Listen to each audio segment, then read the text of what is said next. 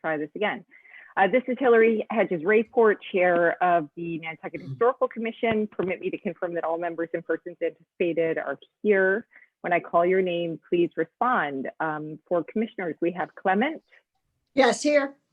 Tom Montgomery. Here. Mickey Rowland. Here.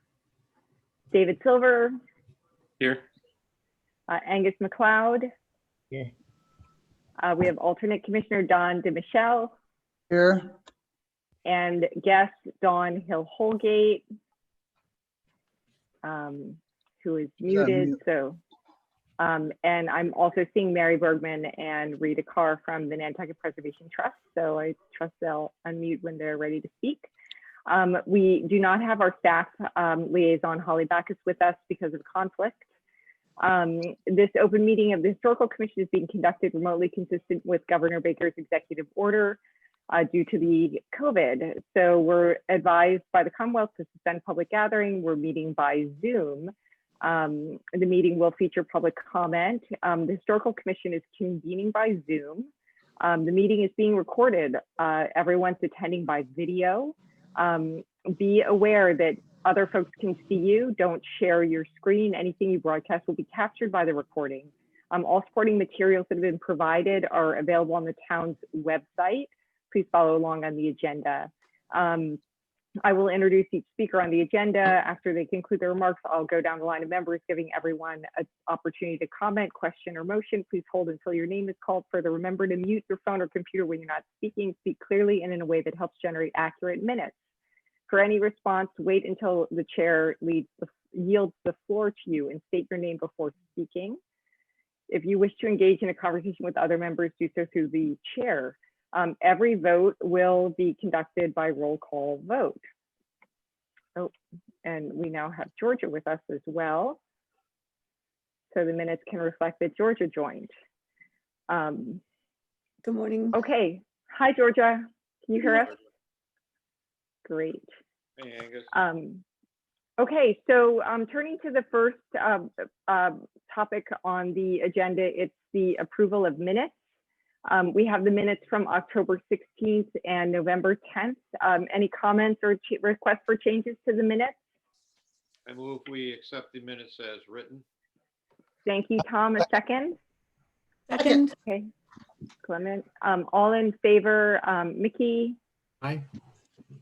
David? Aye. Angus? Aye. Georgia? Aye. Don? Aye. Clement and Tom, are you in favor of your motions? Aye. Yes. And I also vote to approve. Great. So we have a room for public comment. I don't see any other members of the public here other than our guests. So is there any public comment? No. Okay. Announcements. So I have a couple of announcements. We have confirmed a meeting with Rob McNeil and any other folks from the Department of Public Works or their consultants that he wants to invite to meet downtown on December 18th at 1 o'clock. We're going to be meeting at the corner of South Water Street and Broad Street to look at the planned near-term construction down there to improve the sidewalks, and we're going to be giving him some feedback. We have spent a lot of time looking at the plan, and Angus and Nikki in particular gave detailed feedback on the plan as we have it drawn. It's a 2017 plan from Site Design Engineering. So we'll have to keep tabs on what the rules for outdoor gatherings are at that point. So we'll revisit that. The meeting, we have a meeting scheduled for December 18th at 10. So we'll meet by Zoom, but then folks who want to come, as long as we don't have more than the limited number, can come down and join that meeting to go over the sidewalks. Any questions about that or comments? Okay, Good. seeing none. Another announcement I did, the planning board had their one of their organizational meetings earlier this week. I did listen to it. It looks like they're going to be putting forward their swimming pool amendment, or I guess it's a new bylaw that was on the warrant for town meeting this year, but it was passed over because of the interest in limiting discussion at town meeting given COVID. And they went back and forth, and I think where they landed is that they just are going to be putting it forward more or less exactly the way it was before. You'll recall that we supported that. We wrote a letter of support for that. And I imagine we'll review that and write a letter of support again unless anything's changed. The other topics that they discussed were storage containers. I don't have any other announcements. Does anybody else have any announcements? Angus? I just want to clarify about that meeting on the 18th. I got an invitation for 1 o'clock, but it's actually going to be at 10 o'clock instead?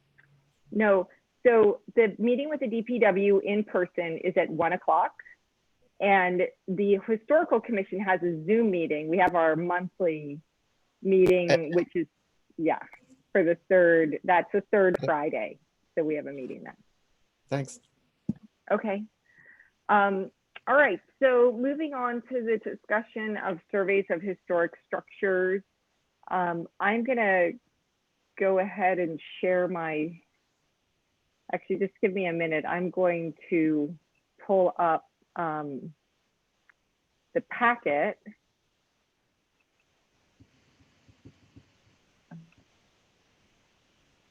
And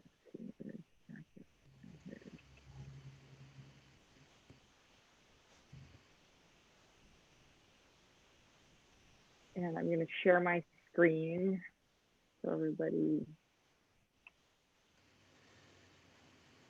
There. Okay.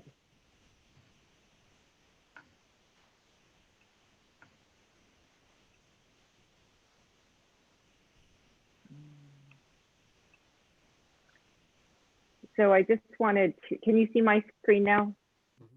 Yeah. With the packet? Okay, minute. I just want to pull up, whoa, this is too far.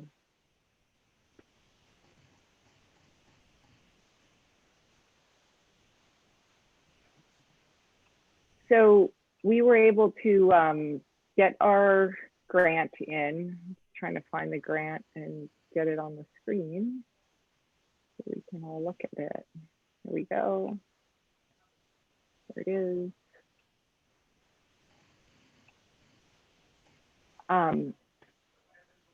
So we had a little bit of back and forth about some of the financial details, but you know, we worked it out with Andrew and the Massachusetts Historical Commission, so we're all on the same page. So you can see we submitted this for the grant of $40,000 for the total project cost, 50-50 share. I signed it. It's a pre-application, but I won't, you know, we wouldn't obviously need whoever is responsible for managing the funding to sign it when we actually make the application. And this is what we wrote. So I hope you all had a chance to read it. I think it does reflect what we decided on.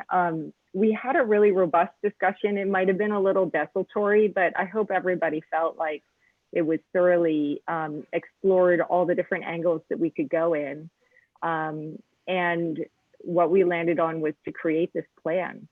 So the meat of this is that the plan that we are, you know, going to contract procure will, one, subdivide the town into distinct survey areas and evaluate and describe the areas, assemble a list of historic resources by area for in-depth study, identify resources most at risk, prioritize the survey effort by time period and/or area, and review the information resources available, and define a methodology and create an implementation plan that could be funded over time.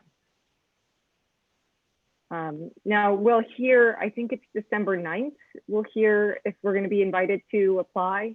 I'd frankly be really surprised if we're not invited to apply. And then we'll get the full grant application form, and the grant will be due on in February. So it will continue to, I guess we'll talk about it again at our next meeting when hopefully we've been invited and have the full application form. Does anybody have any comments or anything about this?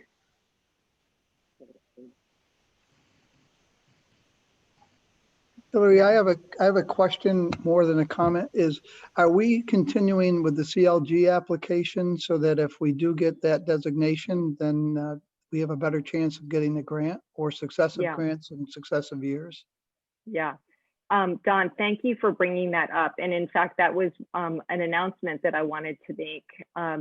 We would really like to make this application to be part of the Certified Local Government Program. As you know, we have to apply jointly with the HDC, and we just haven't heard back from them. So to answer your question, yes, I mean, we'll have a better chance of getting it into the preferred pool of applicants for funding. And the MHC made it pretty clear to us that, when they do these year after year survey grants, they really want to have a partnership with the local community.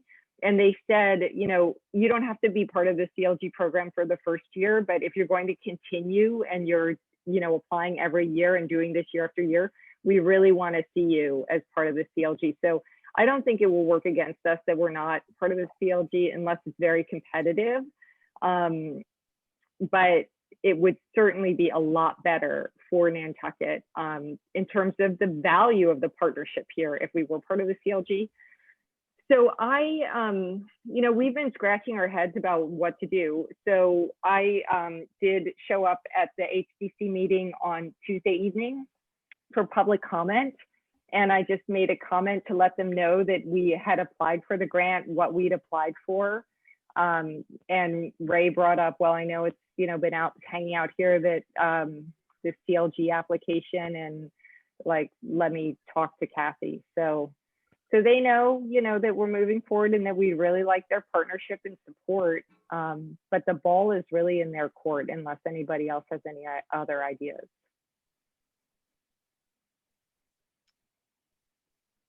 I will say that as long as we apply, they make the awards in March.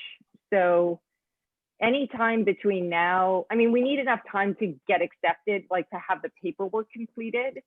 So, I think this is sort of like a get this done by early January, or it doesn't really make a difference to us in this year. Hillary, Yes. I thought, if I'm recollecting correctly, what we need from the HTC now is simply that they sign the memorandum of understanding with us, correct? Well, it's actually a full application. So I did follow up with Ray, and I can ask Holly to distribute this information to all of you just so you have it. I followed up with Ray. I sent him the application.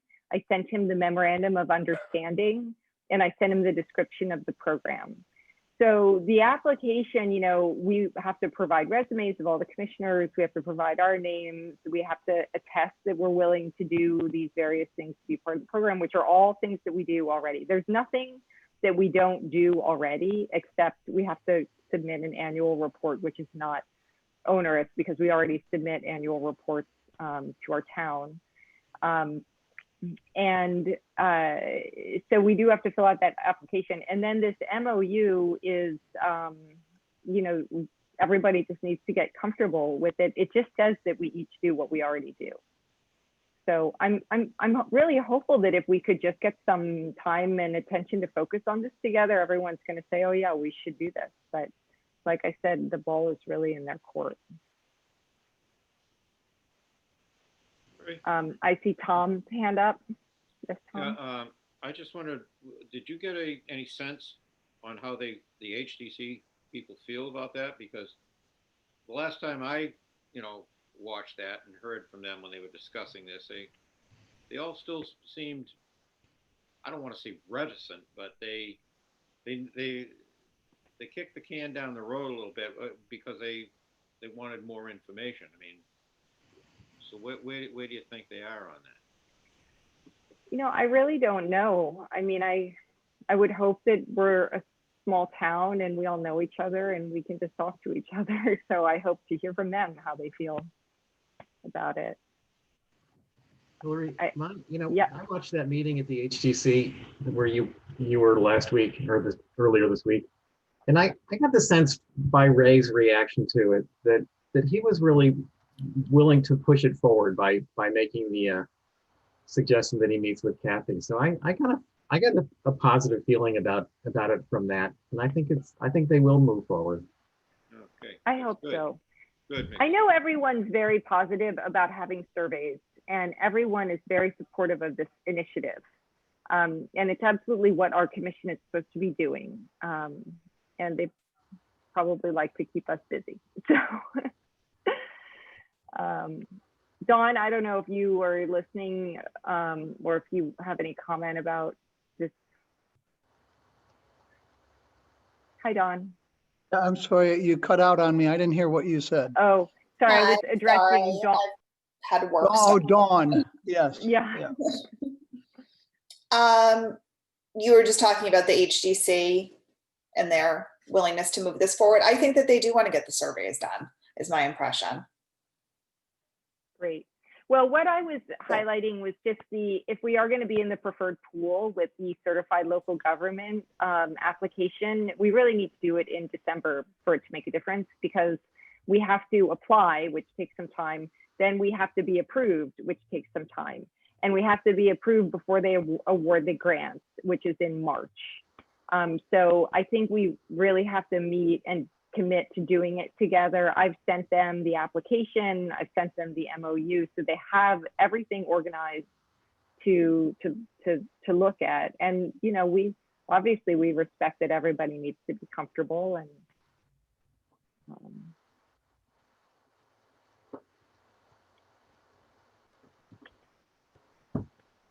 so that's that. And we'll just wait to hear, I guess, if folks want to follow up and ask questions of the HCC. I'm sure they'd be happy to hear from you. Now, the other thing with the grants was we decided to apply for this grant, but there was a feeling from the commission and a request to do what we could with the information that we have to move things along with the Form Bs. So this grant will be a survey plan. We won't have the survey plan until like this time next year or even later. So there's a lot of work to be done, and there's a lot of information that we have that we could put in the Form B and get over to the MHC so that it's actually organized and can be used by the HDC. So I wanted to talk a little bit, especially because I know we have Mary and Rita on the line. I don't know if they're able to participate, but one of the things that was proposed when we met yesterday was to look at the information that had been collected by various island nonprofits and that also existed in specific HDC applications, and try to fund or through a volunteer effort, consolidate that into these Form Bs. And I just wanna, I wanna share, let's see, I wanna share the Form B so that everybody can remind themselves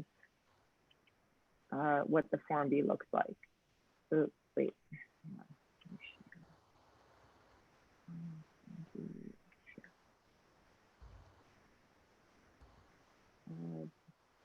That did not work. Okay, hang on.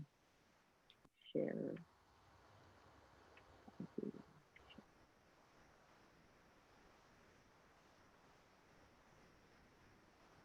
Why is this not working? Hang on a second. Share my screen.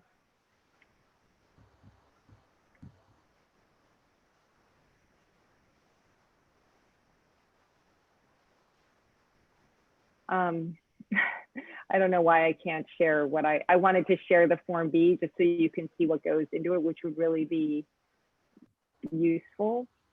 So I'll keep doing that, but keep trying to do that. But I'd love to have a discussion about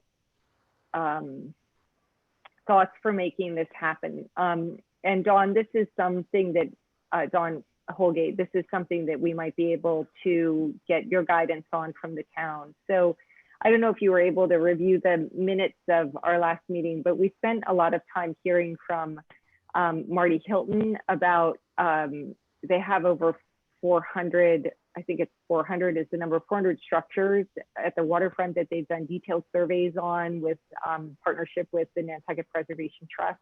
It's all in a GIS database. We also have the Sconset Trust that has done detailed surveys in house history.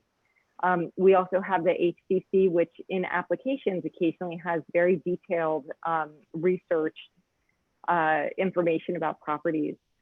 Now, our goal is to get these into what's called the Massachusetts Historical Commission inventory forms. If it's a building, it's called a Form B for a building. So we refer to it as a Form B. If it were an object, if it were an area, if it were a landscape, it would be a different kind of form. But in this case, it's a Form B because most of what we're talking about are buildings. So we certainly don't want to resurvey from scratch buildings that are already surveyed and that we already have a lot of information about. But there's great advantage in having the information organized in a standardized way using these inventory forms that have been developed by the Massachusetts Historical Commission. And they've spent a long time developing it. They have this form. It works very well for historical commissions. Once you have a Form B, it would go into the Massachusetts Cultural Resource Information System, or MACRIS. So all of the survey work that we are going to do is going to be about developing these Form Bs and getting them into the local GIS and the state GIS and the state Cultural Resource Information System. So we thought, in addition to this survey form, is there some way to begin an effort to get the existing information converted into Form Bs, that we would have a lot of leverage from that?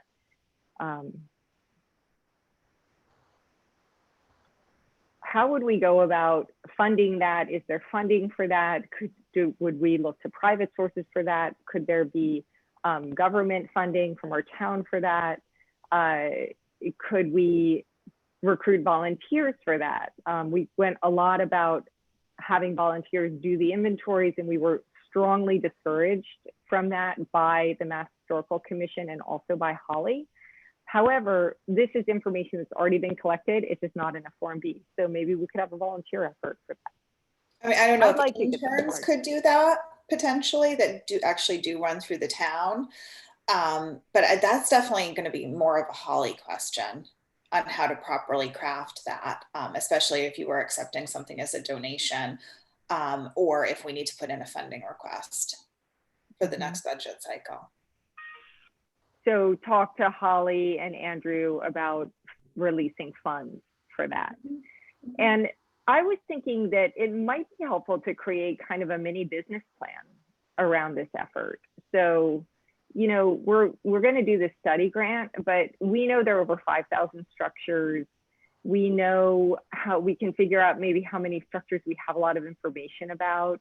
And we could do kind of a workflow and put some numbers around how much we think it would cost how much time it would take, really, if it's a structure, if it's information that we're converting to a Form B, or if it's a structure that we really don't know anything about. And that might be something we could take to Holly and Andrew.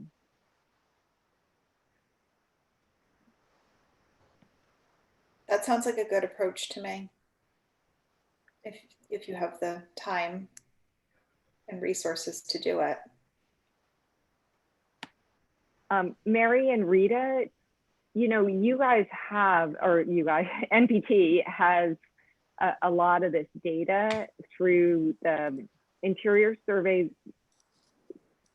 Can we get your help in creating this plan and figuring out how to convert these to Form Bs? There were some comments in our last meeting about, well, it's, you know, we want to be careful about when we announce this. So I don't want to make any assumptions about what information is available.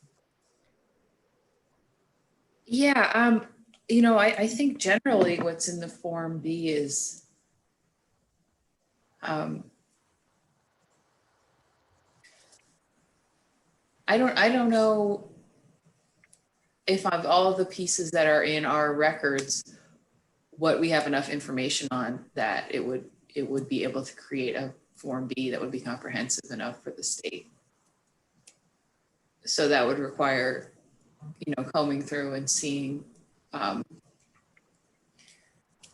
what work would need to be done to improve the records of what already exists. So that might be something that could be part of this business planning effort, where we actually look together at what exists both at NPT and Wisconsin Trust.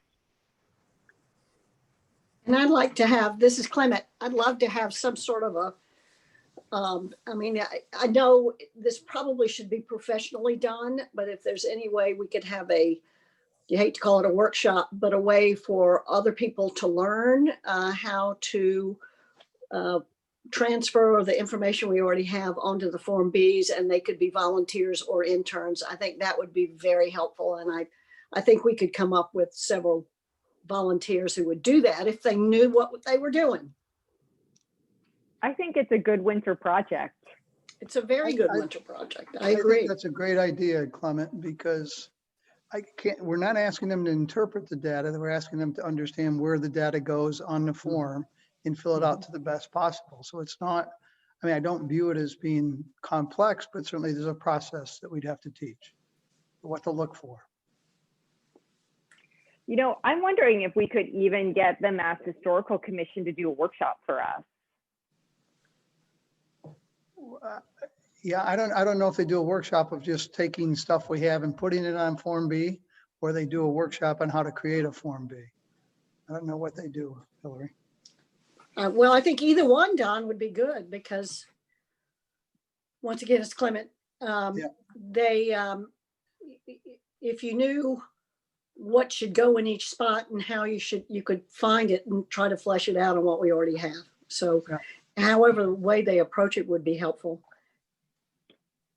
And that, I mean, the job is so horrendous. Whatever tiny little piece we can clip off would be fabulous.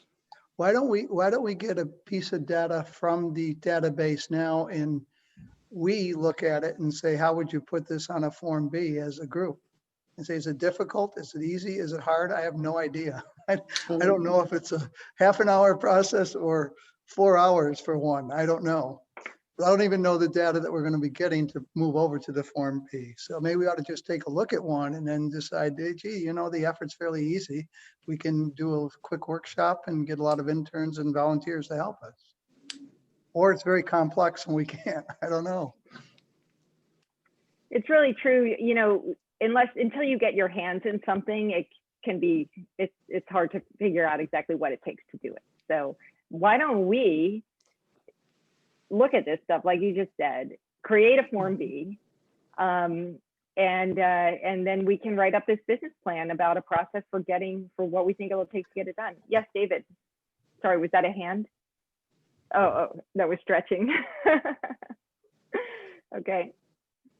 I think we ought to just take a look at one just to get a sense if it's difficult or not. I don't know. I'm not. I would, yeah.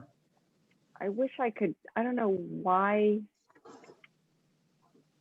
Every time maybe it's that I'm in, can you see this? Mm-hmm. Yeah. Okay, architectural description. All right, it must be that I was in full screen mode or something. All right, so this is the Form B. So you can see it comes filled with this. You get a photo. There's photos attached, which is why there isn't a photo here. And then this can be taken from GIS. So this was done in 2004, so it was sketched. And then it has these details. And the source is very important. So the quality of the information going in here, we don't want to put in stuff unless we verified it in the Registry of Deeds. But we are not asking volunteers to do deed research. We're asking to find information where someone has already done the deed research and translate it onto this form. So these are the categories. I think well, Hillary, this is Clement. I know, as we all know, the Wisconsin Trust has started doing some house profiles. Why don't I print out a Form B and try to compare it with what we have and see if I can transfer it or I mean, just see if I can do it or not. That would be great, Clement. And having seen your house histories, they're really detailed. They're really amazing. You won't have to hunt for anything. So I bet you're going to find it to be very quick. Well, I don't we'll see know. about that, but I think that's a way for me to start. And well, I mean, it's a drop in the bucket. I think we have 6 or 7 or 8 that are done. So, you know, this is not going to get us through the 5,000 that we've got to do, but I just like to take a look at it myself and see what I can do. Okay. I mean, these are based on professionals that have done that. They've done all the research before. So if I could just see if I can transfer it, I'll just see. That sounds great. Maybe if you could get 1 or 2 done by December 18th, we can talk about it at our next meeting. Great idea. Thank you. Give me a deadline. Excellent. Thank you. And time yourself, Clement, so we know how long it takes you. Okay, I will. Thanks, Don.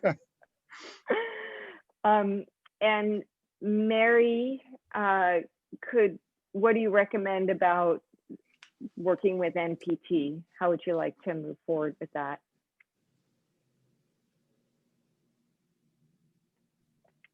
I think that NPT is probably not going to be able to put this as a priority until this calendar year is over. Well, I guess what I'm asking is we'd like to look at what, I mean, the information for the interior survey, can we look at it? So I'm talking to Marty about various things next week and a timeline for getting that rolled out. Because there are people whose homes that we went into, homes that were laser scanned, and we would really like to talk to those people first so that they can see what information about their property is going to be online before we start to make that more public. I see. I can report back on a revised timeline as to when that might be available in December. Got it. Okay. And I will reach out to Holly about the files that she mentioned that are over at the HTC. All right, well, I think this is a good direction for the jump right in, starting to focus on getting the information that we already have organized and available to the HTC. And yes, Mickey. Yeah, I was just going to say, you know, I think it would be helpful to have someone who's done a Form B before, because it on the surface, it looks fairly intimidating to fill out these forms. But if we had somebody that's done it and could kind of explain to us the process, I think it might make it a little more realistic and understandable. Well, that's where I was wondering if maybe the MHC could help us. I mean, one of their signature priorities is to get local historical commissions to complete these. They have a know-how. I can show you the know-how, but it doesn't really say. I mean, they have online materials for people to educate themselves. And why don't I just reach out to them? I've talked to them before about these Form Bs. So it's Peter Stott and I guess also Michael Steinitz. Does that satisfy what you're talking about, Mickey? Yeah, I think just someone that can just kind of explain the process, because is this online digital form or something where it must be in, you know, on a computer format, but looks like there's hand drawing and stuff too. So yeah, I think you download it from their website, but of course you need one that you can edit. Yeah. Mary, who comes to mind on Nantucket who has completed these in the past? Betsy Tyler, but really it's Betsy in conjunction with Brian Pfeiffer, because there is that element of describing the building. Right.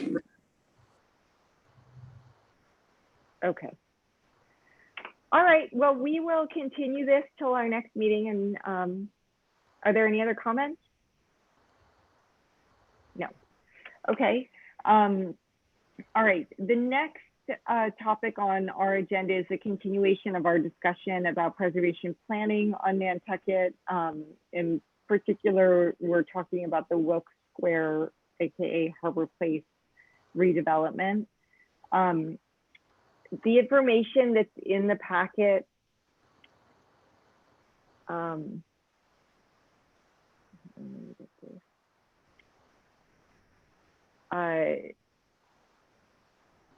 is stuff that I've shared before we had it at our last meeting. We do have Dawn with us at this meeting, Dawn Hill-Holgate, and Holly sent some of these photos. Some of them were in our packet before, so they're in twice. Some of them were new. I hadn't seen this image before. This doesn't, well, I guess the parcel is over on this area here. This is Old North Wharf. And you can see that it. Hillary, you don't have anything on the screen. You still have the Form B on the screen. Okay. I didn't realize that the screen sharing was so kludgy, although I guess it could be my computer. You couldn't be the operator. Yeah. Let me see. Thank you for letting me know. There you go. Okay. All right, great. Okay. So anyway, this is the photo that really shows the parcel here. This is on the left side of this photo. Can you see my cursor? Yep. Yeah, so this is Straight Wharf. This is commercial, or this is South Wharf. This is commercial wharf, and these are the gas tanks. And most of this, I mean, maybe, I think this house is here on Union Street, but most of this stuff is gone. I haven't tried to identify these things. But this is a very, bare parcel at this point.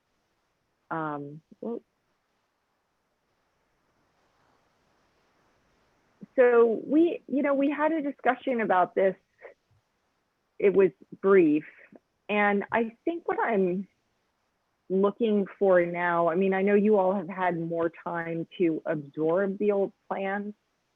I will just let you know that I've reached out, I've talked to a number of people who have been involved with these plans 10 years ago, have been involved with various efforts over the years. And I've asked them all, like, the vision that was in the Wilkes Square plan that was done, it was a town-sponsored plan done by CBT. Like, what happened? Why didn't it go anywhere? Because there's things about that plan that seem really compelling. And pretty much everyone said, I thought we were going to go ahead and do it. Like, I thought we were going to put the street grade in there, and there was nothing that was really wrong. But then I guess the Stop and Shop, or the Grand Union, exited. There was a real concern that parcel would be a CVS. There was a demand for a long-term lease. So Stop and Shop signed a long-term lease on that property that still has like 8 years left on it or something. So that building came out of play. And I just think there was less urgency on the part of the developers to really do something. And so here we are again. So the question is, how can we contribute to this discussion? I think that this obviously really affects the context of our historic town and our landmark. So, we have a role to play in terms of having an opinion, having a well-researched point of view. And I'd like to start doing work on that as soon as possible. I mean, all we can do is advise other boards, advise the public, do good work, develop our point of view. People don't necessarily have to listen to us. So I don't have any delusions, and I don't think anybody on this commission should have any delusions that that we can do anything other than that, which is study the situation and be thoughtful, offer our advice. But with that, I mean, I think what I did before was I just opened it up in a spirit of the Quaker meeting for comments. I know you've had some more time to study the proposal. So does anybody want to kick off the discussion here? Oh, Dawn, you have your hand up. You want me to give a little bit of understanding of sort of where we're at with this parcel and what's on the table from the town's point of view? Dawn, that would be wonderful. So Dawn serves on the committee, I guess. Is it a committee? Yeah, well, we have a subcommittee, so a work group or whatever. A work group. If you could tell, if you could tell everybody about the work group, about the process, the objectives, where things stand, that would be wonderful, Dawn. Thank you.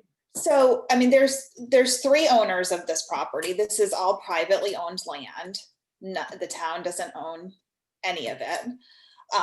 So what they have offered us is a couple of different potentials of how the town could play a part in this. Originally, there was a parcel offered to us that is essentially kind of where the valet is now, to explore the possibility of the town installing a parking garage. And we did do quite a bit of research on that with a company called Desmond.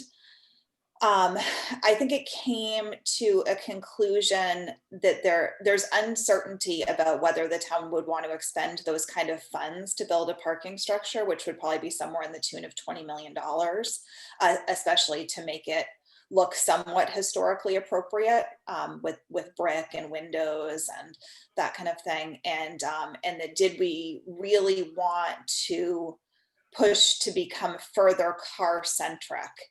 And is there a better potential use for it as a transportation hub that gives better pull-offs for the buses, better opportunities for ticketing kiosks, maybe a potential spot for another bike rental or bike share, other modes of promoting other modes of transportation. Now, because that parcel is owned by National Grid, that's being offered to us, and National Grid has a couple of competing interests. One is to the Nantucket community, if they're going to dispose of a parcel, that it becomes for high community benefit. 2 is financially to all of their ratepayers, to get financial resources to offset rates.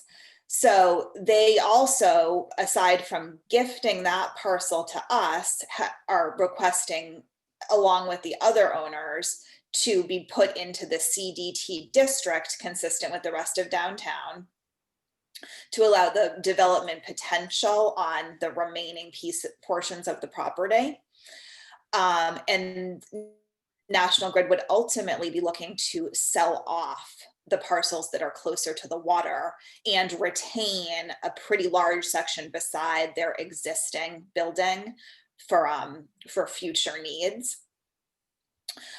They have had talks, I think, with a few nonprofits in terms of a real good community use for those parcels, but of course with a significant price tag. Then the grocery store is a factor because it has to stay there for the remainder of the lease, unless it was redeveloped in such a way that relocates the grocery store. There was a schematic that moved it to the corner up closest to the club car in one of the renderings that was done.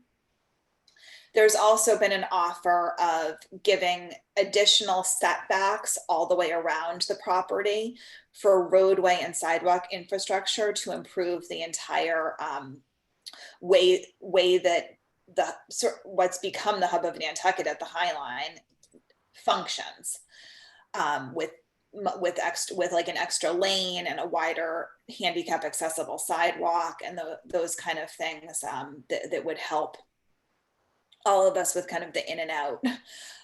So where we're at is they would like us to develop a multimodal transportation hub. one more piece is the tank farm itself remediated that parcel, which I think is about an 8,000 square foot parcel, has been offered to the town if we want to purchase it.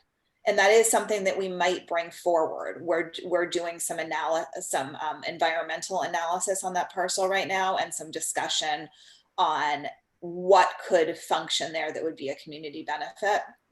That piece would bring us into the table of actually being an owner in this property prior to the gift, which could be to our advantage in terms of kind of having an additional seat at the table, if you will. So the thing that's important to recognize is that we don't own any of this property right now. We don't own that parking that everyone kind of feels like we own. There is some Chapter 91 that requires pieces of that parking in terms of their current license, but those licenses can be changed depending on what else they want to do. And there is a fear that this could just be split up and sold off. The only person who really intends to retain ownership of their portions of this property is Nantucket, well, formerly Nantucket Island Resorts. I think they're calling them White Elephant Resorts now, under the New England Development umbrella, and the National Grid parcel that I mentioned. The intention of Winthrop and National Grid is to sell off their surplus assets in this property. Winthrop to eventually have no stake on Nantucket. This is the only thing that they still own. And none of them live here or really have any real interest in our community. So again, like to recap, the offer is potential to buy the tank farm parcel remediated, to get a large chunk of land for a transportation hub in exchange for changing the zoning and doing a development agreement where we can put some additional parameters on this, and also to improve traffic circulation. So we have currently retained Weston and Sampson to do an analysis of traffic circulation and how we would sort of craft a design for a transportation hub. So sorry, that's a little lengthy, but I hope that helps inform your discussion.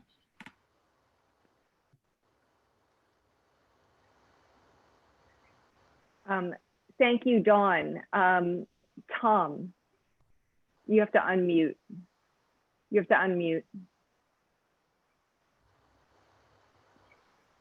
I have a couple of questions for Dawn, who just spoke. What is Chapter 91 done?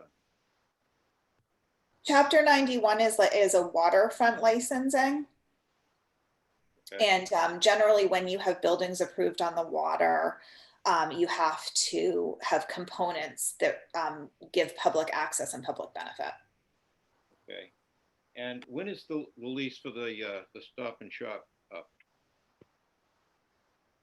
It's quite a while longer, maybe 12 years. I'd have to double check on that, but it's quite a while. Okay. I think it was a 20-year lease, and I think that Stop and Shop opened in like 2012 or 13 or something like that. In reading through the chapter and verse of everything that was in our packet about this,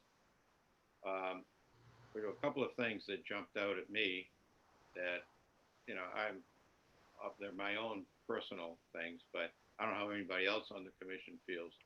But I know we have a lot of pedestrian traffic down there, you know, with the coming and going off of the boat and so forth, but I don't know how everybody else on the commission feels about 6-foot sidewalks.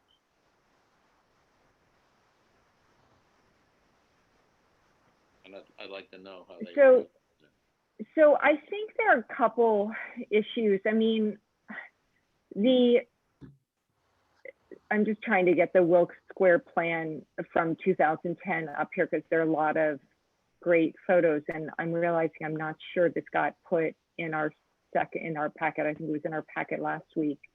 I think there are a lot of questions about the widening, the dimensions, And I would like to, and I plan to spend some time down there with a tape measure, frankly, looking at what is in the Harbor Place plan, and just really trying to envision it and deciding what I think about it. You can see this circulation work that was done back in 2010. This is, okay, Old Whale Street is actually a new street that they're proposing. So New Whale is what goes along the water between Commercial and Straight Wharf, or Old South Wharf. Well, it goes all along the water connecting Commercial and Straight and Old South Wharf. And so they're suggesting a 16-foot drive lane, an 8-foot taxi lane, a 10-foot sidewalk, and then a 10-foot sidewalk on the other side.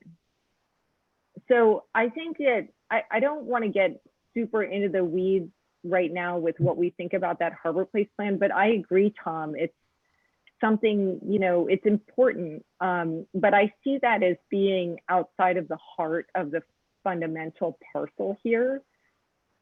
And what I think we can contribute is some kind of comment about what we hope for the benefit of the town this area feels like, looks like when it's built out. You know, how we get there is, I don't know if that's something that's really our purview, but certainly right now what is put on the table is that this is all converted to Cdt zoning. And there is also a development agreement, and we don't know, you know, what's going to be in the development agreement, but we could perhaps give some guidance. Yes, Dawn. I think that's where your feedback would be valuable, to get to a point where your committee could support kind of the overall picture here and say what, and tell us what parameters you think would be important for the historical commission to support this. I'm very fearful that if we can't gain community support for this, we'll miss this opportunity altogether. And this will be split into multiple parcels with weird parking requirements, and it will end up looking like something that the community will be very unhappy with. And I think that's a legitimate, to get any portions of the land. I think that's a legitimate concern, and it is absolutely our objective to come up with some kind of guidance that could help the community understand what we think is important and hopefully help for a good outcome here. I do have a couple of questions, Dawn, about the parking, because this comes up again and again. One of the things that I hear is, well, the area is zoned as RC, and Dawn DeMichelle, I do see that you have your hand up. So just 1 minute, then I'll call on you.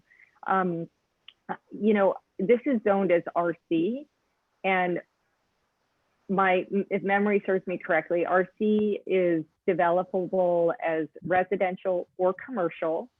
It is 5,000 square foot lots with 50% lot coverage, and, you know, has certain setbacks and everything. So it's more of a dense suburban development. Is that fair, Dawn, as a description? Yeah, I would say so. The lots are small and have setbacks that are not super conducive to downtown. I mean, even though CDT allows smaller lots, but they allow 0 setbacks, so the buildings can be combined, like on Main Street. And I think there are advantages to creating more opportunities for open space around the edges in CDT. Yeah. And not what about weird little parking lots? Well, tell me about the parking, because this comes up again. What is the concern about the parking under the current zoning? There would be parking requirements, whereas in CDT there aren't, and it could function like the rest of downtown, where people park on the street, or they could choose to incorporate some parking, but it's not a requirement where you end up with a building with a parking lot. Right. Okay. So that is that's a really key point, that the current zoning has this parking requirement that would eat up land.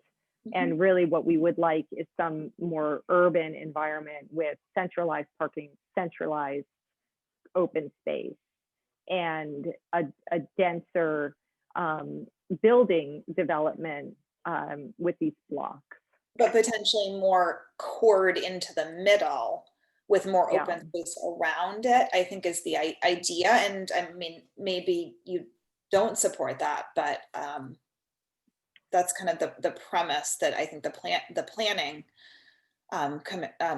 commission's been working off of to mirror more of the existing downtown area. There's been talk about view corridors as well, and that comes into play a bit with the widening of the streets. And I'm pretty sure, just to comment on that, that where the sidewalk's been improved down in front of the Macy warehouse, I'm pretty sure they did widen that to about 6 feet. And I think the idea it's was more than 6 feet. I think it's is it 8? I think it's at least 8, if not Okay. 10. I think they made it 5 feet wider, which is why the street is narrower. So now they're saying they need more area in the street. But that would improve I mean, and in particular, if it's kept cobblestone and brick sidewalks and everything historically appropriate, it would improve keeping that view corridor that's a bit of a concern. So on the topic of view corridors, what can you see on my screen now, a view from the water? Yes. It's a drawing. Okay. So you can see this is the Unitarian Church. This is the Anglers Club, Commercial Wharf. I mean, Old South Wharf. So this plan proposes opening up a street called Steeple Street. And you can see it here in this, where this arrow is that goes right through. And then opening up another street called Old Whale Street. I think a street used to be more or less here. But when Beinecke developed this area, he changed the streets all around. So they would put this street here. These streets are existing. This is where the Greenhound is. This street is hardly, I mean, this is a Belgian block street that goes down to Petrol Landing here. So that would become a more traveled way. This is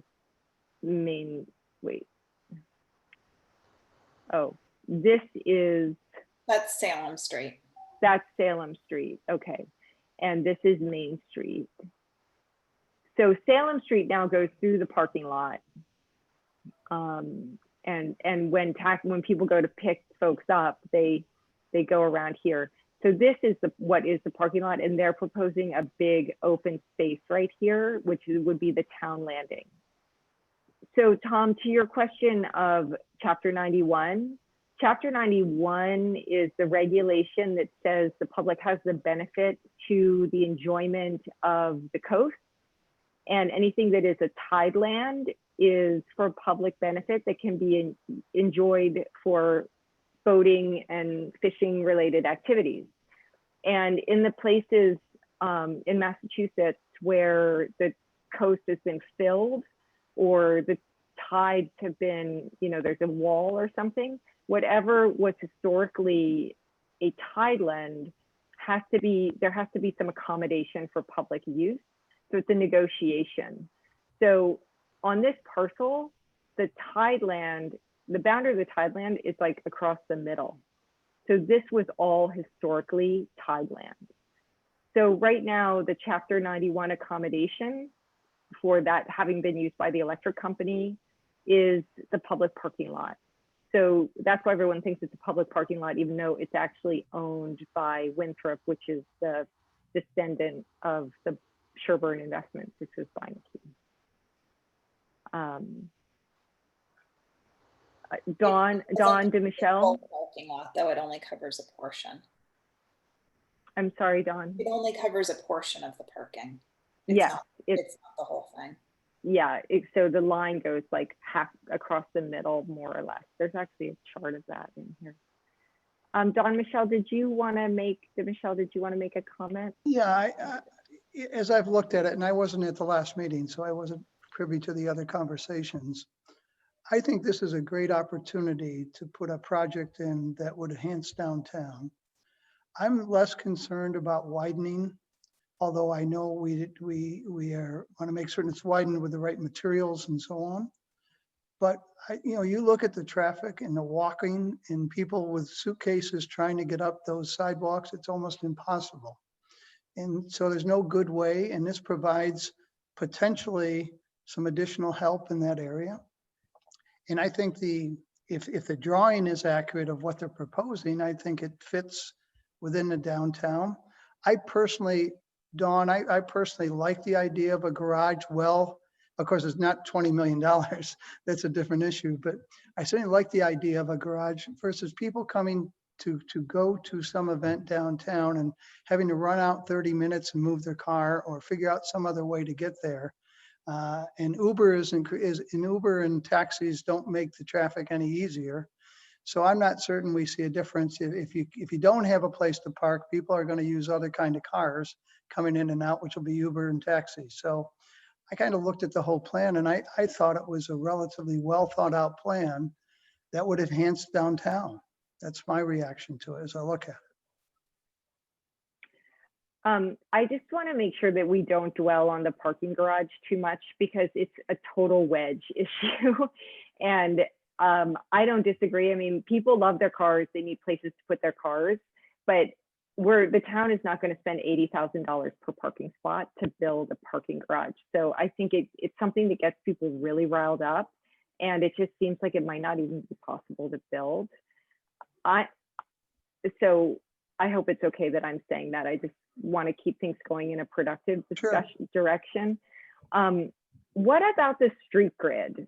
So is the town currently considering, taking areas for new street circulation in this parcel and having that be part of this development plan and vision for the area?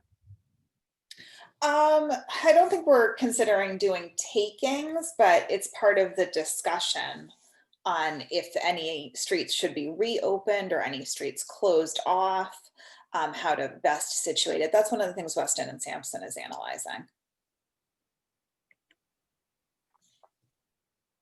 Because this work that was done, that was the fundamental thing that they felt was the framework that would make a strong development possible, is if the town could put in these streets. So here you can see they analyzed these views and they proposed this Old Whale Street and this Steeple Street, and how that would affect the feeling of the area and also the ability for cars to circulate.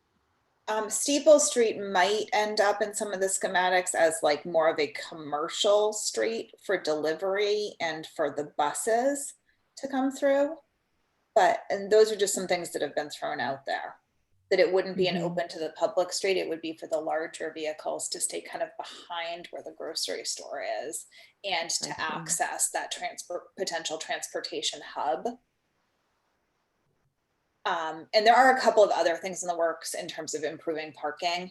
I think eventually the buildings at 37 and 39 Washington Street will come down. I mean, this is years out, to add more parking spaces at the town lot. And then if the Salt Marsh Senior Center moves, there's talk of that could become overflow parking with maybe a shuttle that comes right into town from there. I mean, it's not tons of parking, but it's a help for somewhat out of town lots.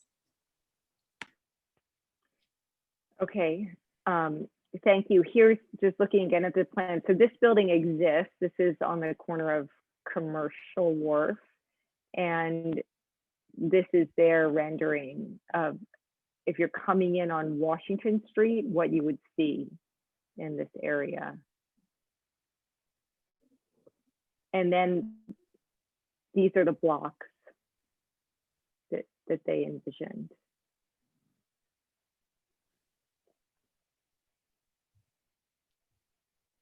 Shall we turn our conversation a little bit to some of the thoughts we had about the Cdt zoning versus maybe some more specific zoning? Mickey, can I ask you to speak towards this a little bit?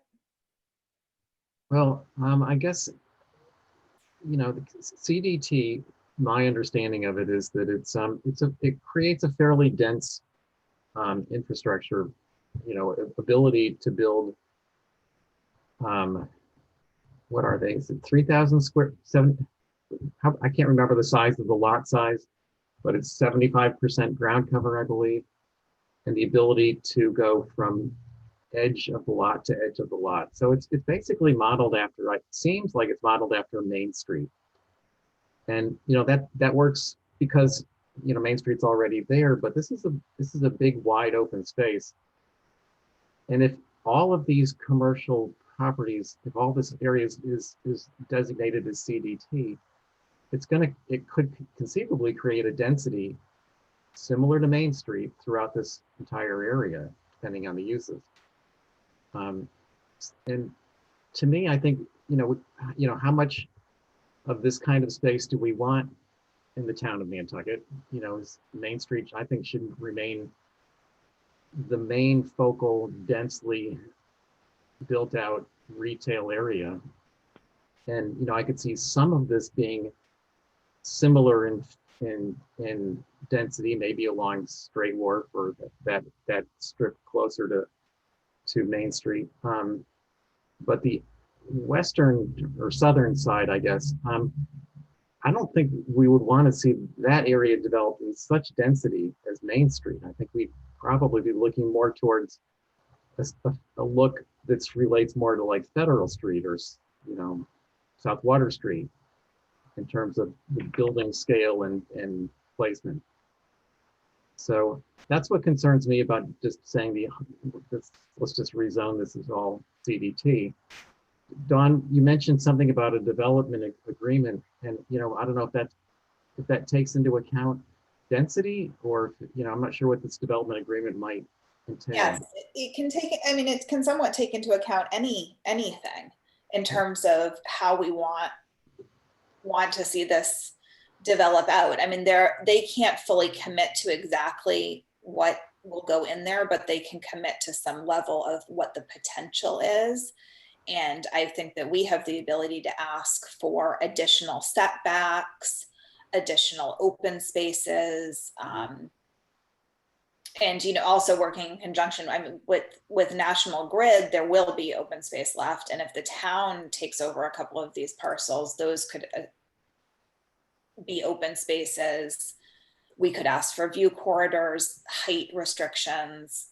There's a number of different things that we could talk about in the development agreement. Sure.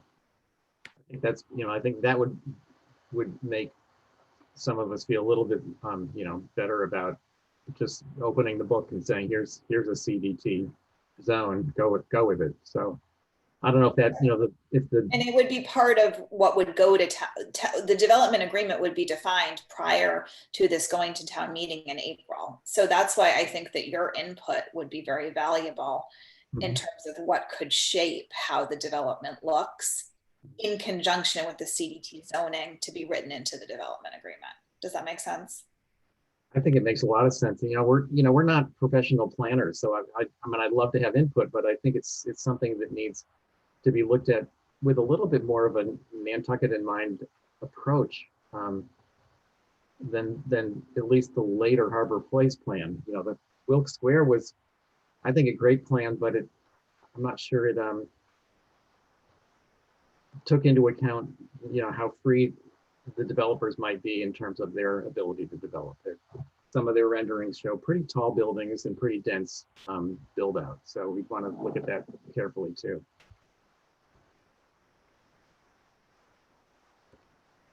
I'd like to share a plan. Hopefully, can you see something that says March 20th, 2020, Village Common on the screen now? Okay, so this is a zoning code that was just adopted this year in Littleton, Massachusetts. Littleton is in kind of, I guess, a couple hours or an hour and a half or so outside of Boston. more or less. It's an 18th century agricultural town. So it has the same vintage as some areas on Nantucket. Obviously, it's very different. And obviously, it hasn't been as well protected. So they've lost a tremendous amount of their charm and historic material. I hope no one from Littleton is listening to me say that. I'm sure your town is very lovely. But what is interesting is they have decided to adopt this zoning code for their village common. So they want to revitalize their village common. And they hired a firm called Untitled, which is, you know, a bunch of folks, planners from MIT, and they're located in downtown Boston, to come up with a form-based code. And we've been talking a lot about form-based code. You know, I'm not sure we would say, oh, this is absolutely what Nantucket should do, but it is kind of interesting because it codifies some of the principles that we have in building with Nantucket in mind. So it defines shapes that you can have. It defines how these shapes can be put together to create more space. It defines how they're positioned on lots. It defines height, number of stories, fenestration.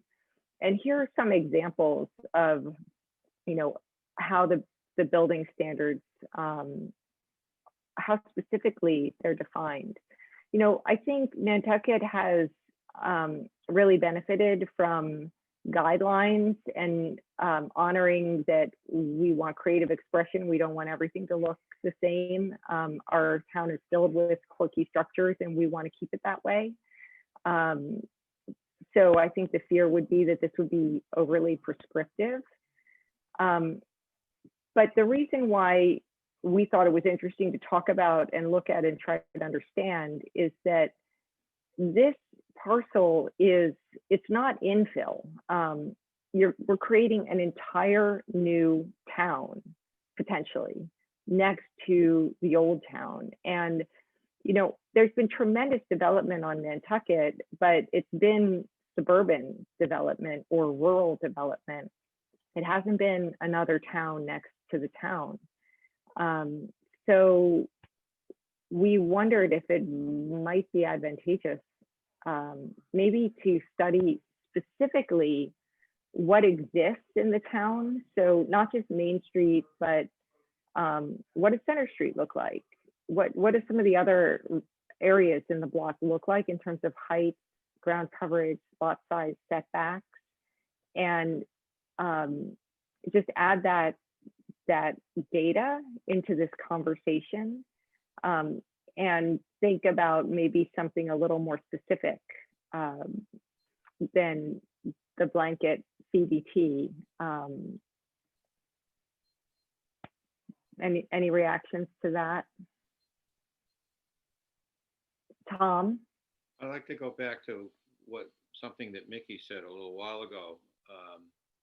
I agree with that. He's concerned about what's going to happen on the southern side of what we were shown there on the plan. And I'm concerned about that as well. But not only that, and you and Dawn have both just mentioned it, the height restriction, I think, is important with a lot of that stuff, and the way that the massing is done. I think that's where we should go with what we're trying to do. That's all.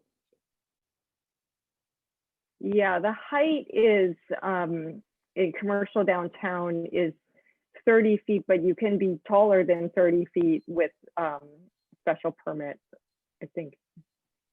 Well, right there where 35 feet. Sherburne Associates used to be, which is the big building down there, it's 2 floors plus an apartment above, a couple of apartments above.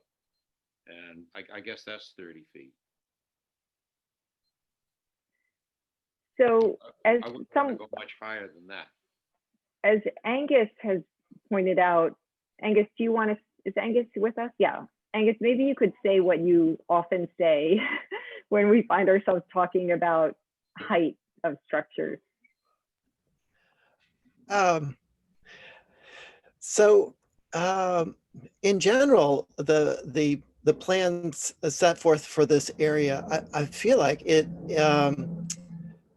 wants to be comprehensive. So I think it would be a loss to the developers and to the town and all using it and seeing it in the future if this is just done piecemeal. And I think to have an overall plan is behooves everyone. So as far as setting the guidelines, I think this is a good example of not just, it sort of is beyond building with Nantucket in mind, because that is more infill and doing things rurally. But as you say, this is rebuilding a significant portion of town.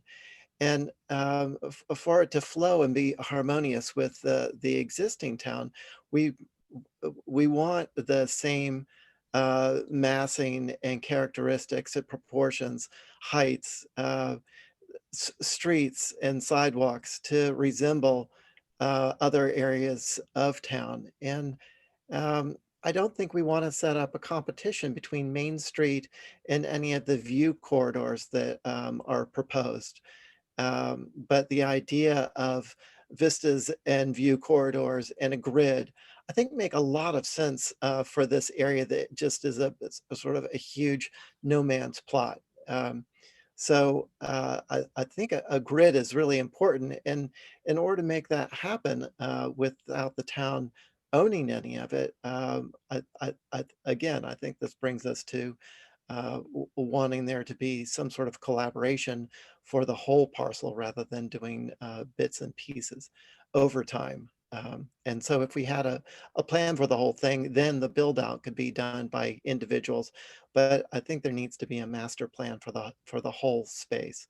And as far as height, we deal with that all the time, where zoning has its own limitations, but then the HDC sometimes they know it, sometimes they acknowledge it. It's that they can override that to meet the design guidelines for the island. So it would be nice for those to be aligned, the zoning and the aesthetic heights and volumes of space. And so I think all those things we want to keep in mind through this.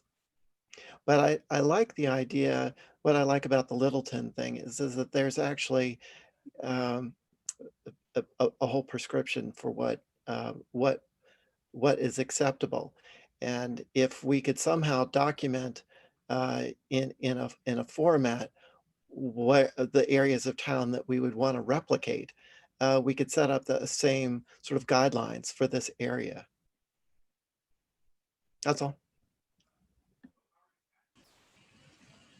Thank you, Angus. Yeah, I'd really like to hear what the HDC has to say about this. And that would be another thing I'd love to cover in a joint meeting with them if we could ever have one, because this puts a tremendous amount on them. Because the developers might be attracted to maxing out everything they have a right to build under the zoning.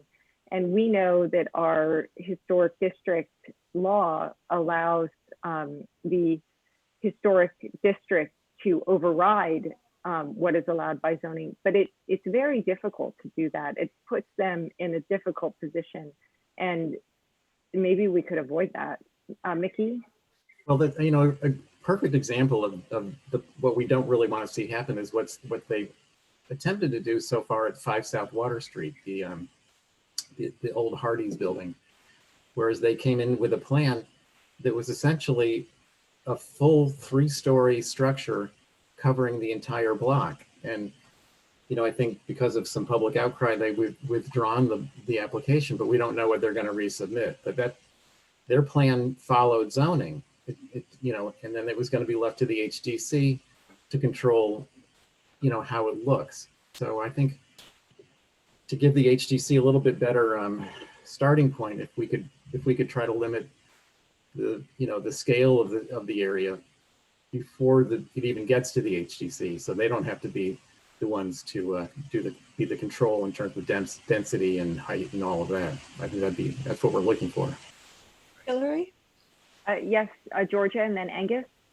As I was looking at that Littleton those Littleton screens, I was struck by how useful it would be. And this is a project for, I'm afraid, another year and another grant application. But I was struck by how useful it would be if we could embody building with Nantucket in mind in such kind of similar blocks. I mean, we've been talking about updating building with Nantucket in mind, but I'm thinking if we could do something, and we've been talking about digitizing it or putting it in some form that people making an application to the HDC could have it easily at hand. And it struck me if we could have something visual of that sort, which would say in this kind of zone, you can build blocks that look like this with angles that look like that, but not like this. It would just be enormously educational and useful and keep us from that kind of as of right build out that we were just that Mickey was just talking about that horrible corner and that horrible corner building. It's an educational opportunity as well as an opportunity to be useful and save everybody's time and a lot of aggravation. I love that Littleton plan. What a great presentation. Well, that was done by their planning department. So, you know, we're a planning organization as well, but this might be something, you know, to talk with Andrew more about. The next time the planning department has an extra person with an extra budget to sit down and do that, that would be great. Well, they hired a firm to do that. So it's a firm in Boston. I mean, we could probably have a meeting with them and just hear what they have to say. They'd probably do that for free. I'd love to see that happen. Excuse me, Hillary, it's Clement. Yeah.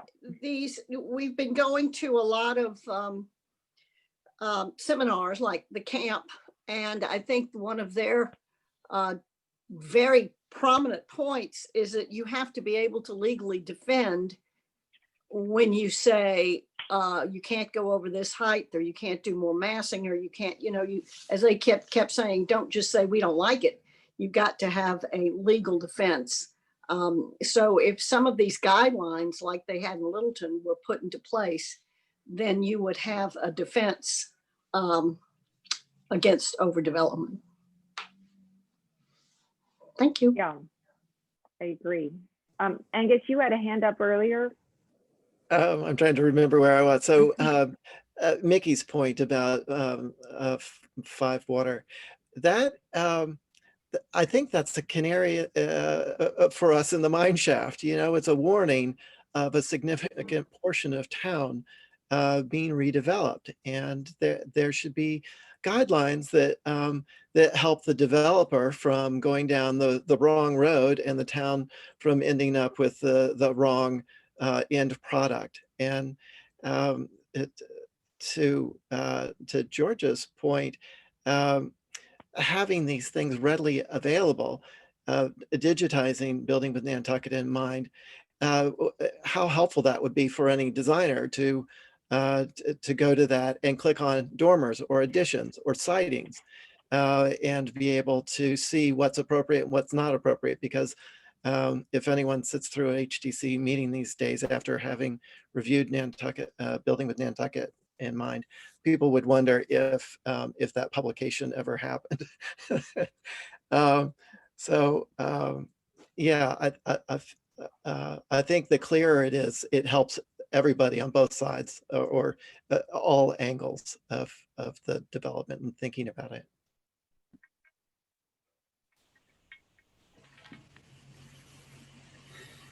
Does anybody else want to make any comment? Any of the other members who haven't yet spoken or propose a course of action? Or Dawn, did you have any thought about this form-based design? I mean, you worked on it, you were on the HDC. Is this something that's helpful? Would you like to look at it more? I think that the planning department has spent a lot of time trying to recraft our zoning and get us into a place where things are a little bit more settled with the zoning on the island and match what's currently in place. that being said, I think in this case, the opportunity is the development agreement to have some additional formulas put into what is done in this area. Sort of like what we would do as an overlay, which they've been kind of trying to get away from. But I think in this particular location, having these extra parameters makes sense. And this is what the developer is open to. Because the caution I would put in place here is that we have a very short window to make this happen. This has to go to April's town meeting, or most likely the opportunity is lost. So the best thing at play is to have input from all of you in terms of parameters for the development agreement that could potentially put some of these formula type of parameters in place. Am I open to that for future discussions of other areas? Possibly. And I would also think about the alternative of this being developed as RC and sold off as separate 5,000 square foot parcels, because I mean, and I don't want to say that like that's the threat. It's just the reality. We have an opportunity right now to work with the developers, and I think we need to take it. So I just have a question about that. I like to move quickly. So the idea of working this all out and getting it all done is super attractive. But I also, isn't it the case that the town, and through the action of town meeting, creates its own zoning? So the fact that the developers want this or want that, I mean, they have the zoning they have, it does not optimize the value of their property. So the town could offer them something better if it were approved at town meeting. But why is that a time limited activity? I mean, isn't that the prerogative of our town anytime our town is able to get to it? The parcels will be sold separately. But even if they're sold separately and there's new owners, they can still be rezoned and streets can still be created, can't they? Not be rezoned to be cohesive in the development like they could be right now, with less people controlling it. And I mean, once you've split it up, and people can file things to preserve their zoning. Okay. Zoning Now, needs to pass by 2/3. If the property owners don't support it, that's going to be a major hurdle. And what about the infrastructure? Proposing.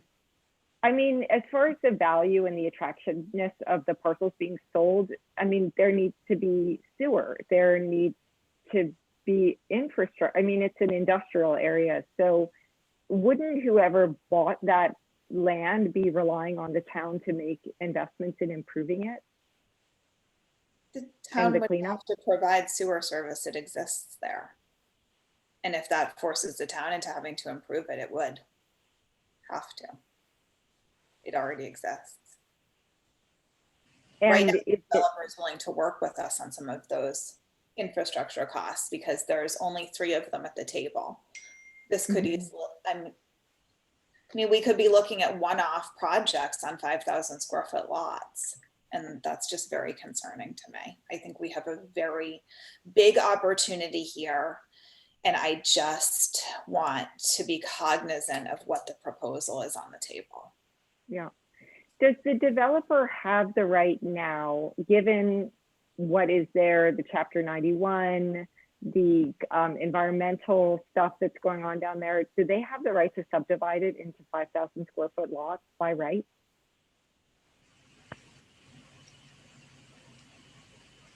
I mean, there would be other parameters, but I don't see why they don't have the right to A&R it. There's plenty of streets to give them the frontage and the land area and so forth. And I would just look at what that looks like, is for that to be an A&R subdivision of 5,000 square foot lots is not attractive. Has the town drawn that out? I've seen it sketched out before. I'm not sure where it is. Andrew might have it. Yeah, that might be useful to look at. The reason why I'm asking you questions is because whenever somebody's in a hurry, there are going to be people who say, well, you shouldn't be in a hurry. So people have to get like accepting. The developers have been asking us to do this for about 5 years. And they're just essentially telling us now, like National Grid is a European company. They have been told you have to dispose of this property within the year. Right. That is the president of National Grid, is what she's honestly saying to us. And Winthrop, I believe, wants to dispose of their property. Maybe right now, New England Development will buy it. I don't know if they'll do that forever.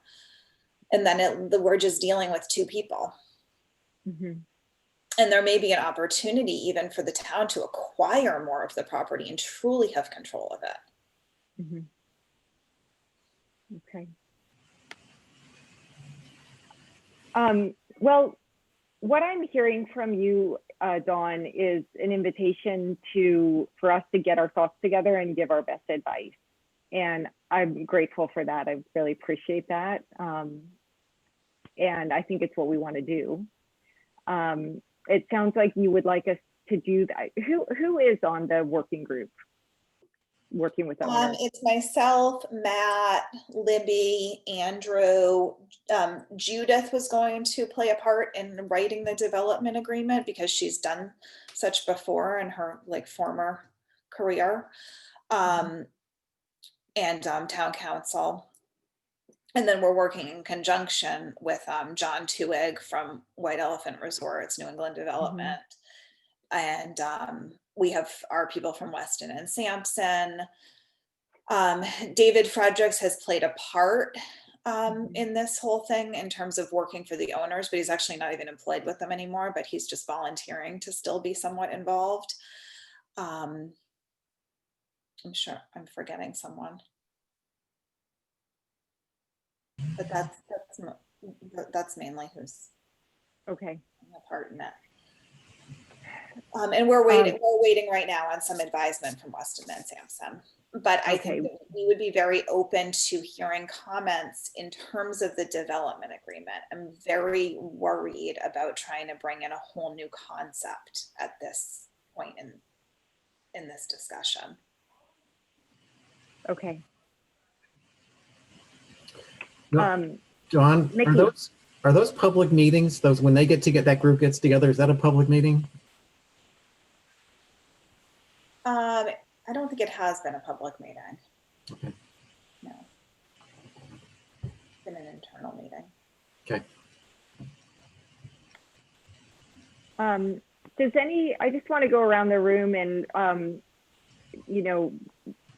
find out if anybody wants to make a proposal about what we might do next.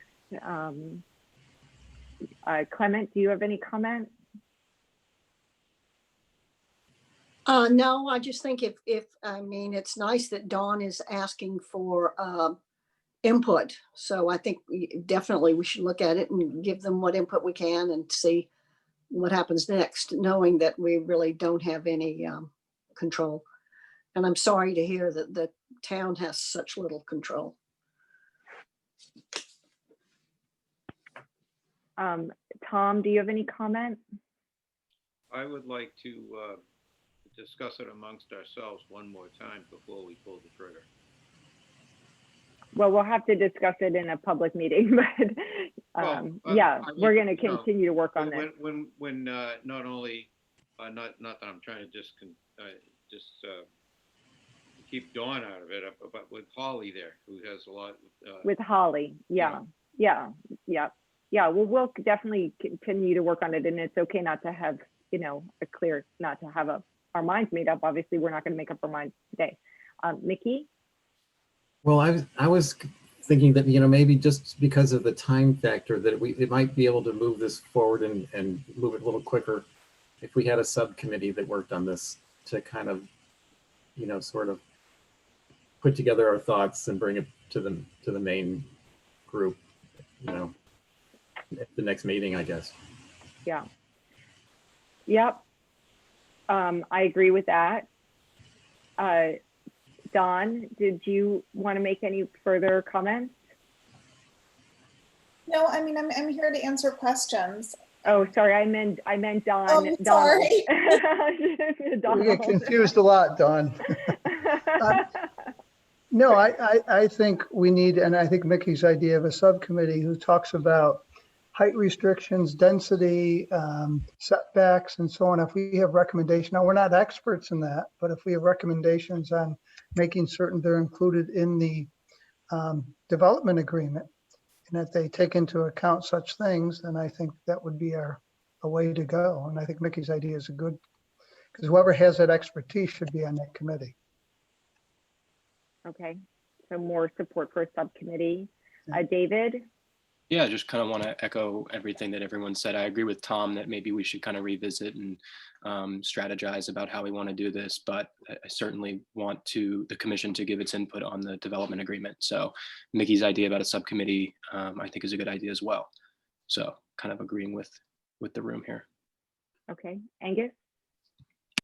I agree as well. I appreciate the opportunity to participate in this, and I definitely think our group wants to weigh in on it. I think it's helpful for the town, and to that end, I think the subcommittee makes sense to move things along. I think the whole commission will want to be involved, but I think just to move it along a little bit faster and more intensely, the subcommittee is necessary.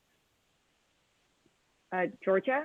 Yeah, I am in agreement. I think we need a subcommittee with some expertise. And I want to thank Dawn for reminding us about the time frame. Okay. We have some members of the public here. Does anybody else want to make any comment about this? Okay, hearing none. So Angus and Mickey and I have been talking about this, collecting the information, reviewing the plan.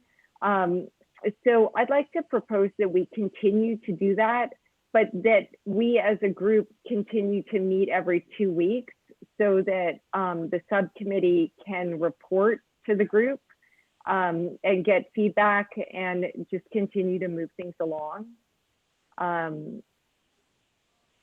Does that sound okay to everyone? Okay, I'm seeing people nod. There are a couple other things that we're working on.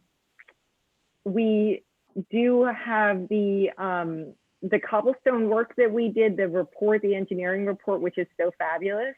It's been on my to-do list to put that together with my guidelines to circulate it to Dawn Hill-Holgate and the select board, put it up on our website. I just think it hasn't really, even though we did circulate it to the DPW, it hasn't really like registered and gotten into being part of the discussion. I did notice, going through capital committee right now, there's requests for cobblestone work that they're assuming a 9-year life cycle for cobblestones, which is about right for how cobblestones are being put in, given the way they're working on them right now. So sorry, I know I'm segueing away from the Harbor Place discussion. I'm just emphasizing that I think the Harbor Place will figure largely in our agendas. There are some other smaller things that are really important initiatives that we'll need to continue to work on. So the cobblestone report, the annual town meeting, I would like, as the bylaws come out, I'd like to just do a review from a preservation perspective of everything in the warrant and comment on it, just as general comment from a preservation perspective. So that's something on the docket. And if we can, for future meetings, let's continue to if we could continue to meet every 2 weeks to move along the Harbor Place discussion, I would really like to do that. Are people on board with that idea? So in that case, I'm just looking at my calendar. Picking up my phone and like seeing these alerts about this potential coup that we might be having. I mean, sorry, Dawn, are you wanting to raise your hand? I was just going to tell you what we're kind of targeting as a timeline. For getting ready to getting a development together so that this would be digestible for town meeting is to have a draft in January before we adopt the warrant, and to have a development agreement finalized by the beginning of March, so that there's about a month for people to take it all in. Okay. Well, Oh, and I was just going to tell you, I believe the citizens warrant articles just got certified. If you want to get copies of those, so that you can start with those, and then you can review the town articles once we get closer to the end of January. We adopt the warrant officially on January 20th, just in case you didn't have all of those dates. Okay. We haven't had any communication about our suggested amendment to protect historic pavement. Is there any, like, should we come and answer questions about that, or will there be a date when, I mean, we recommended that to the select board. We hope that you include it in your warrant. We went down this path last year, but. Let me check in with Libby on that. When Okay. we're next talking about warrant articles, just have to check the agendas. That would be great. And the other thing would be just to reach out to Andrew. I mean, he did email me and said, you know, I know you're talking about this. I think there's a lot, maybe we could have a joint meeting. So that would certainly be something, I mean, to have the involvement of, just to have a joint effort, so we're not working on these parallel tracks and then kind of springing stuff on people. If we could have, even if we could just have a chairs discussion there, where I could take the feedback from the subcommittee as we're developing it, to Judith, to Andrew, to you. Okay. So maybe you could let me know if anybody else. Let me figure something out with that. Yeah. Okay. Okay. All right. So let's look at our calendar, assuming we don't have a political coup and complete disarray. The meeting in 2 weeks would be December 4th. And we typically meet at 10. So I do have to check all these dates for the Zoom availability. So we would be asking Erica and Holly if we could add a meeting on December 4th. We have our meeting scheduled for December 18th. And then Friday is New Year's Day. So maybe we could meet, on,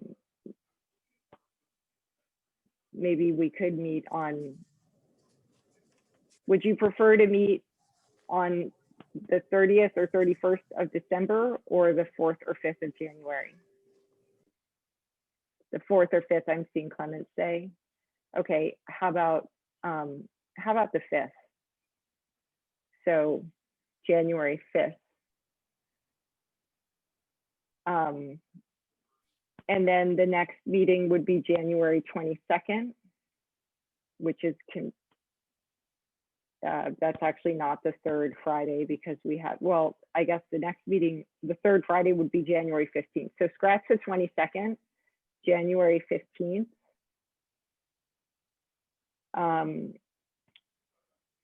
And January 29th. And then we'll reassess our need to meet every 2 weeks.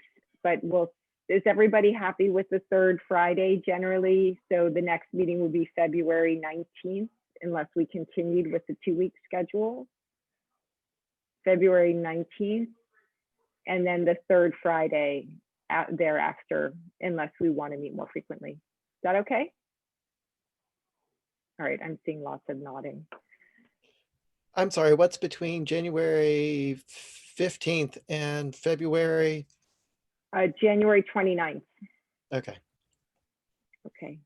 So we have December 4th, December 18th, January 5th, January 15th, January 29th, and February 19th. And we'll add additional meetings. What is after January 4th? December 4th, I'm sorry. December 4th, December 18th, which is already scheduled, January 5th, January 15th, January 29th, and February 19th. Got it. Okay, and we'll go just the third Friday of every month is our standard meeting. So we can add additional, if we want to meet more frequently, if we still feel that's necessary in February, we can do that. Okay, are any other business, or can I have a motion to adjourn? So moved. Second. Okay, all in favor, Clement? Aye. Yes. Okay. Mickey, Yes. David, Aye. Angus, Aye. Georgia, Aye. I'm also an aye. Thank you all so much. It's great to see you. Happy Thanksgiving, everyone. Don't forget your favorite weird food. Thank you Thanks, guys for Jill. your time. Thank you, Dawn. Thank you, Thank Dawn. you, Don. Keep going. Bye, Dawn. Bye, Donald. Bye-bye.